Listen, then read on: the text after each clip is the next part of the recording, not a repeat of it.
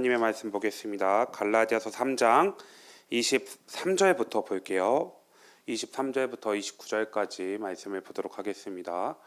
우리 종학 형제 어디 아파요?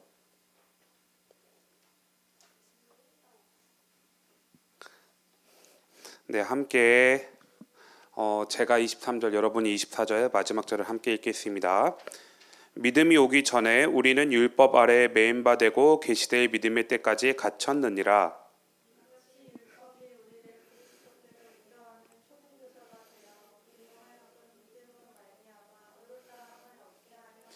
믿음이 온 후로는 우리가 초등교사 아래에 있지 아니하도다.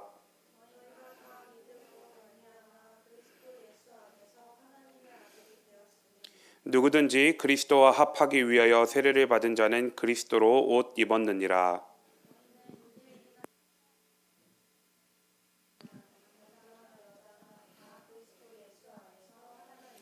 너희가 그리스도의 것이면 곧 아브라함의 자손이요 약속대로 유업을 이을 자니라.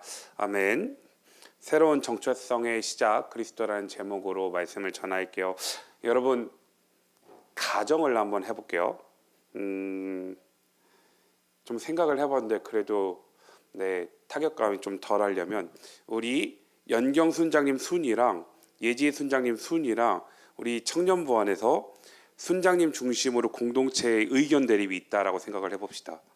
네, 여러분은 어쨌든 둘 중에 하나의 순에 속해 있잖아요. 어떻게 할 것 같아요? 어떤 주제에 관해서 예를 들어서 그냥 진짜 예를 들어서요.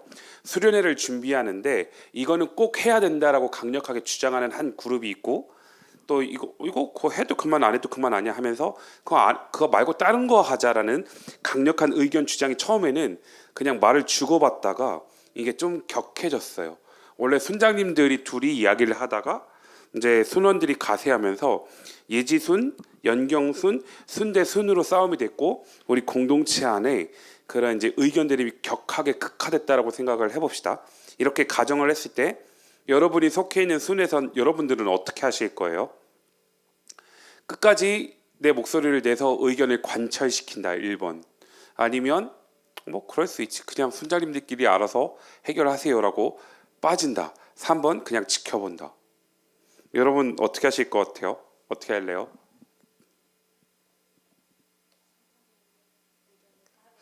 와,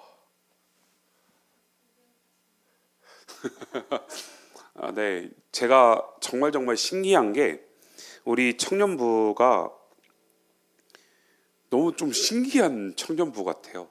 뭐냐면 서로의 다름들이 보이지만 그래도 리더십에 있어서 따라가 주고 끝까지 함께 해주는 이 훈련이 굉장히 잘된 공동체라는 생각이 굉장히 많이 들더라고요. 인원이 많고 적음의 유무가 아니고 인원이 적든 많든 세워진 리더십에 있어서 따라가 주는, 그리고 또한 나랑 의견이 다를 때도 의견 듣고 그냥 따라와 주는, 이게 훈련이 굉장히 잘된 공동체라는 생각이 들었습니다. 그런데 안타깝게도 많은 교회들은 그렇지 않은 모습들이 훨씬 더 많은 것 같아요. 어떠한 교회에서 행사를 하거나 어떠한 일들을 추진을 할 때 찬반이 명확하게 갈리는 교회들이 많습니다. 그리고 또한 우리 교회의 이 사업은 정말 중요한 사업이다라고 얘기를 하면 할수록 이거는 이렇게 해야 돼 라고 강력하게 주장을 하면서 교회가 와해되는 경험들을 굉장히 많이 하게 되는 것 같아요. 제가 전에 있을 때 전에 교회에서 저는 국내 선교 디렉터를 했었고 또한 국내 선교 한 지역을 맡아서 그 선교를 계속 3년 동안 진행을 했었고 또한 해외 선교, 대만 선교 팀을 만들어서 데려갔었거든요. 근데 국내 선교를 시작을 하면서 처음에는 한 110명 정도 성도님들이 참여하셨던 것 같아요.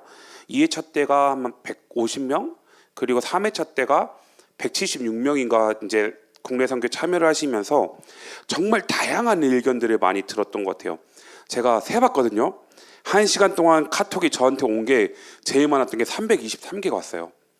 그렇게 한 달 반, 2달 사니까 완전 진짜 너덜너덜해지더라고요.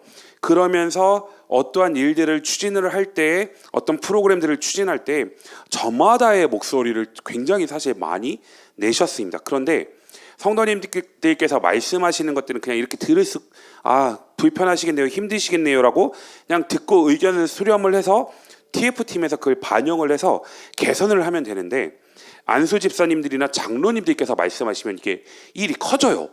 장로님께서 말씀하셨는데 제가 안 들어주면 그 문제를 당회로 가져가셔서 당회에서 담임 목사님께 말씀드려서 역으로 담임 목사님께서 또 이렇게 내려오는 구조, 이런 구조가 되니까 선교를 진행하는 게 굉장히 쉽지가 않더라고요. 그런 모습을 지켜보면서 편이 갈리더라고요. 어떤 분들은 그래도 담임 목사님께서 세우신 디렉터의 말을 듣고 따라가야 된다. 아니면 또 어떤 분들은 디렉터도 잘못할 수 있으니까 우리가 더 목소리를 내야 된다라는 목소리들이 커지면서 가장 어려운 부분이 의견이 대립해서 갈리는 부분이었던 것 같아요. 이게 인원이 많고 다름의 문제는 아닌 것 같아요. 그런데 잘 생각해 보세요. 이런 일들이 일어났던 곳은 다 교회예요. 사회는 의견 대립이 사실 크게 있지 않은 것 같아요. 왜냐하면 회사에서 부장님이 까라면 까야 되거든요. 그리고 어떤 동아리나 내가 활동하는 곳에서 의견 대립이 생기면 우리는 그냥 거기에 빠져나오면 돼요. 내 마음에 안 들면 그냥 거길 버리고 빠져나오면 되는데, 교회 안에서는 그게 안 되잖아요. 교회 안에서 이러한 분열이 생기고 이런 이제 어려운 일들이 생길 때 여러분 어떻게 해야 될까요? 그것을 말씀하고 있는 본문이 오늘 성경의 본문이에요. 근데 여기 다시 한번 말씀드리지만 지금 말씀드리고 있는 이 전제는 다 교회 안에서 일어나는 일들이에요. 복음을 믿는, 예수 그리스도를 믿는 복음의 공동체 안에서 서로를 판단하고 나누고 서로를 불편하게 여기고 편을 가르는 일들이 교회 안에서 실제로 일어난다는 얘기죠. 왜 이런 일이 일어날까요? 이 질문에 대한 답이 오늘 말씀의 결론이기도 합니다. 제가 말씀드렸듯이 우리가 공동체 생활을 하는 교회들, 제가 거쳐왔던 교회들도 이런 일들이 있었고, 지금 우리 교회는 그런 모습들이 아직은 모르겠어요. 아직은 저는 못 본 것 같아요. 그렇지만 이런 일들이 없었으면 좋겠지만 있을 수도 있고, 아니면 또 다른 많은 교회에서 이런 일들을 겪고 있을 거예요. 그러면 그런 모습 가운데 오늘 본문에서 이야기하고 있는 갈라디아 지역에 있었던 교회들도 이런 극심한 대립과 갈등에 놓여 있었던 부분을 좀 살펴보고자 합니다. 여러분, 갈라디아 교회는 교회 하나의 이름이 아니에요. 갈라디아 지역에 있는 교회들이에요. 갈라디아라는 말은 큰 도의 개념입니다. 경기도, 충청도, 강원도, 경상도 이렇게 도를 나누는 것처럼 갈라디아라는 말의 이름은 도의 이름이에요. 그리고 갈라디아서는 갈라디아 지역 안에 있는 바울과 바나바가 1차 복음을 전하기 위해서 전도 여행을 다니면서 세운 교회들, 갈라디아 지역에 있는 교회들에게 보낸 편지가 갈라디아서입니다. 그런데 바울과 바나바가 복음을 전하고 떠나면서 문제가 생기기 시작했어요. 바울과 바나바가 루스드라, 이고니온, 더베 이렇게 머물 때에는 바울과 바나바가의 명확한 하나님의 말씀을 선포하는 것과 성경의 기준이 있었기 때문에 이 사람들이 그리스도 안에서 하나됨을 추구하고 이뤄갔거든요. 근데 바울과 바나바가 떠나면서 어떤 일들이 생겼냐면 목소리 큰 사람들이 나타나기 시작했어요. 그게 누구냐면 유대인들이에요. 야, 바울과 바나바가 우리에게 예수 믿으면 그리스도 안에서 하나가 되고 예수 믿으면 구원받는다고 했는데 그것도 맞거든? 근데 플러스 알파가 있어. 그게 뭐냐면, 야, 예수만 믿는다고 천국 가겠니? 우리에게 준 하나님의 말씀, 성경, 율법을 지켜야 하고, 그리고 아브라함의 자손이라면, 믿음의 자손이라면 반드시 너희도 할례를 받아야 돼 라고 바울과 바나바가 떠난 이후에 목소리 큰 유대인들이 나타나서 교회 가운데 외치기 시작했습니다. 그러면서 교회는 어떻게 됐냐면 분열되기 시작했어요. 갈라지기 시작했어요. 어떤 사람들? 유대인들과 비유대인들. 그런데 이 교회들은 복음을 접하고 신앙의 연수가 짧았기 때문에 목소리 큰 사람의 그 영향력에 넘어가기 시작했습니다. 유대인들의 그 강력한 주장 가운데 많은 사람들이 영향을 받고 신앙이 믿음이 약했던 사람들이 점점점 넘어가기 시작했어요. 그래서 하나의 기준이 더 생겼습니다. 예수 믿으면 구원받고 천국 간다라는 이 명확한 진리 플러스 알파, 율법도 그대로 다 지켜 행해야 하고 할례도 받아야 된다라는 이 기준이 하나가 더 생겼어요.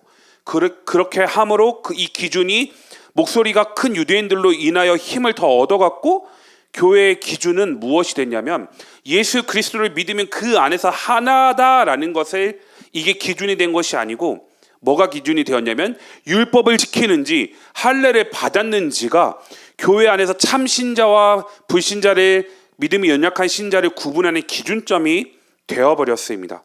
그러면서 여러분 어떤 일들이 생겼냐면 이런 문제가 생긴 원인이 무엇이었냐면 이런 일들로 인해서 그리스도인이라는 정체성이 흔들려 버리기 시작했습니다.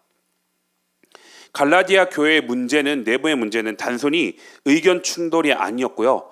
정체성의 문제였습니다. 그들은 원래 무엇으로 하나가 되었었냐면 무엇이요? 예수 그리스도입니다. 그런데 유대인들의 목소리가 커지고 이들이 주장하는 것들이 강력해짐으로 인해서 기준이 예수 그리스도에서 예수 그리스도 안에서 하나라는 그리스도인의 정체성이 율법과 할례 그리고 조금 더 이야기하자면 전통 이 세 가지로 넘어가게 되었어요. 정체성이 그리스도인에서 율법과 할례와 전통을 지키는 전통성으로 넘어가기 시작해서 정체성이 그리고 이것이 뉴 노멀 새로운 기준이 되어버렸습니다. 기준이 정체성이 예수 그리스도인에서 다른 것으로 넘어갔어요. 그러면서 여러분 생긴 문제가 뭐였냐면 오늘 본문에서 이야기하는 것처럼 교회 분열이 생겼습니다.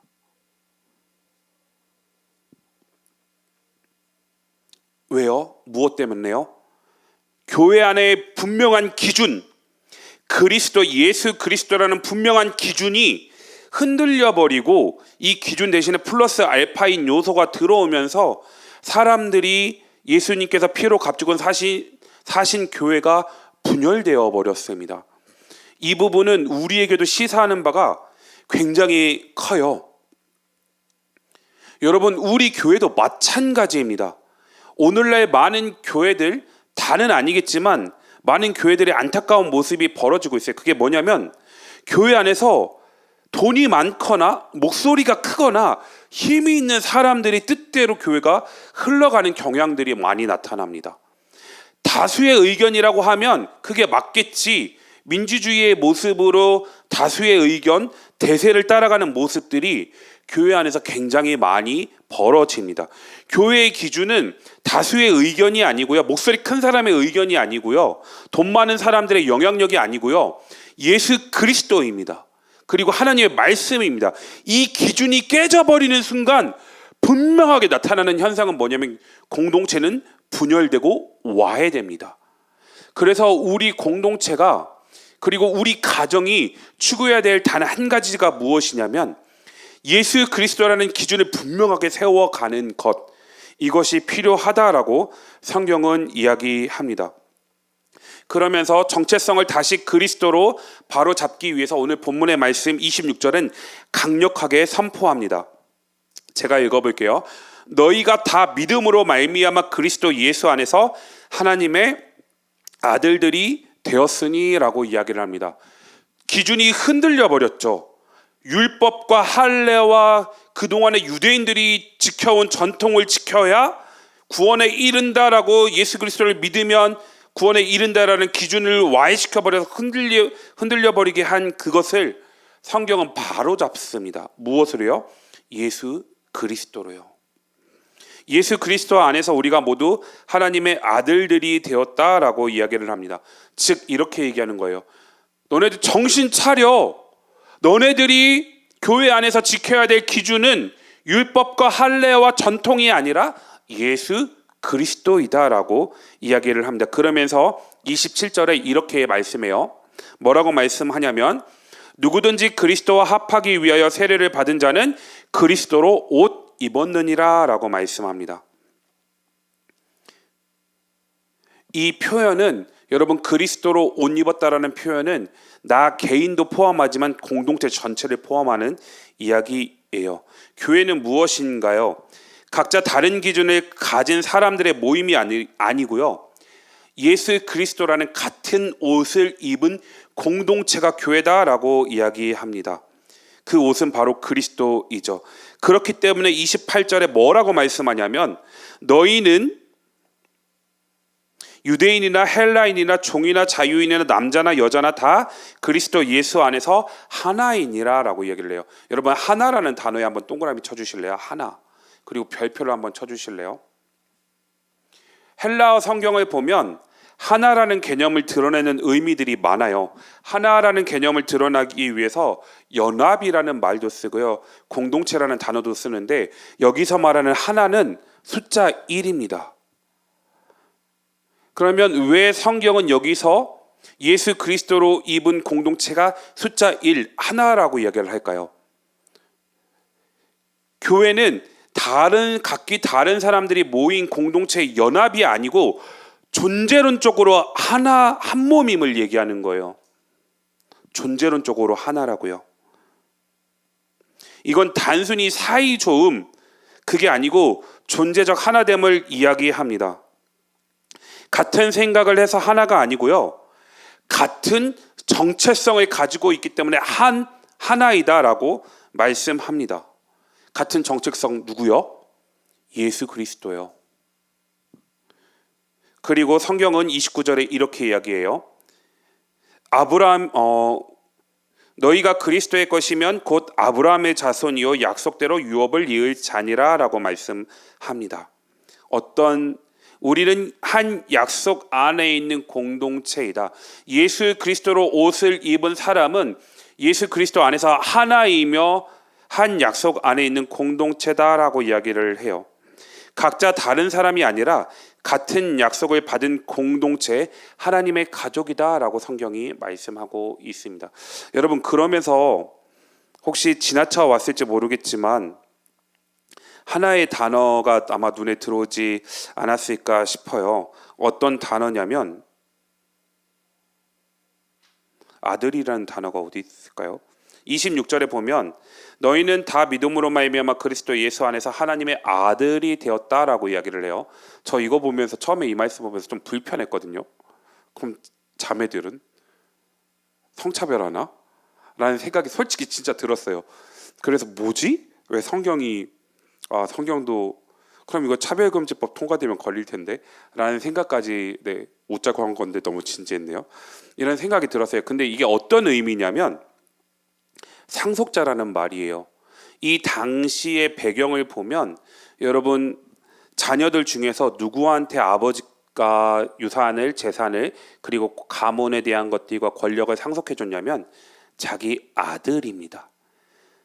즉 하나님께서 예수 그리스도로 옷을 입은 너희는 존재론적으로 하나이기 때문에 너희에게 하나님께서 주시고자 한 그 복들을 상속해 주겠다라고 말씀을 하는 거예요. 그냥 하나님을 믿는 자녀들을 아들이다라고 표현을 했다라고 보시면 돼요.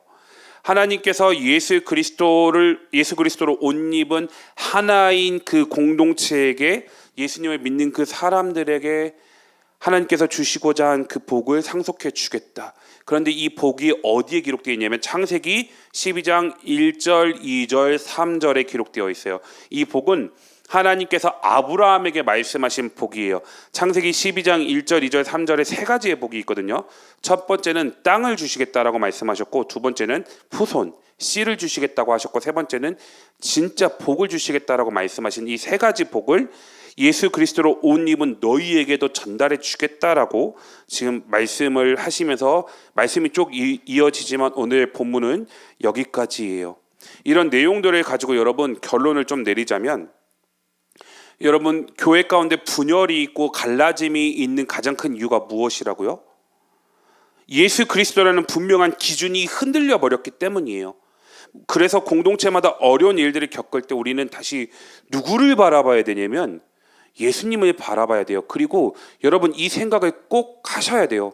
어떤 생각이냐면 제가 사실은 계속 되뇌이는 생각이거든요. 그게 뭐냐면 나의 옳음을 증명하기 위해서 다른 사람을 죽이지 말자라는 이 워딩입니다.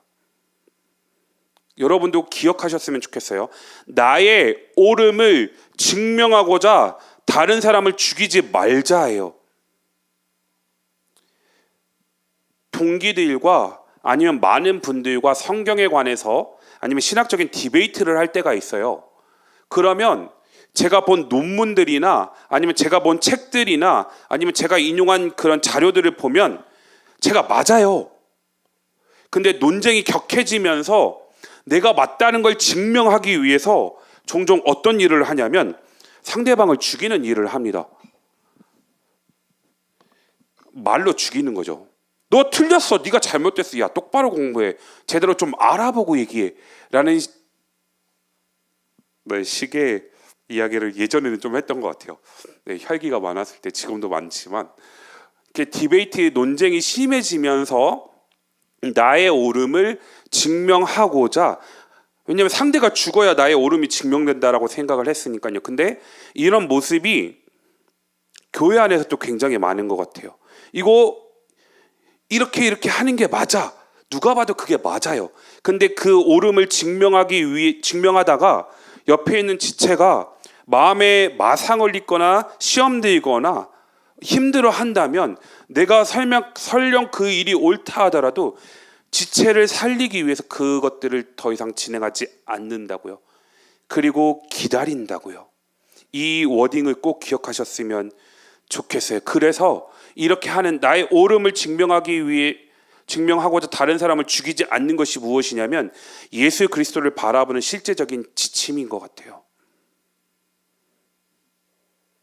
저 신학 공부 8년 했거든요. 그래서 사실 굉장히 예민해요. 기도할 때 어떤 워딩을 쓰면 저거 잘못된 개념인데 왜 저 단어를 쓸까? 왜 저런 표현을 할까? 그리고 성경을 읽고 잘못 얘기를 하면 그냥 꽉 꽂혀요. 그리고 거기서 머릿속에서 맴돌거든요. 그러다 막 꾹 참아요. 막 어금니 깨물고 참다가 한번 이야기할까 말까 고민을 굉장히 사실 많이 하는 사람이에요. 그런데 그 고민들을 다 이야기하지 않습니다. 왜냐하면 덕이 되지 않는 것 같아요.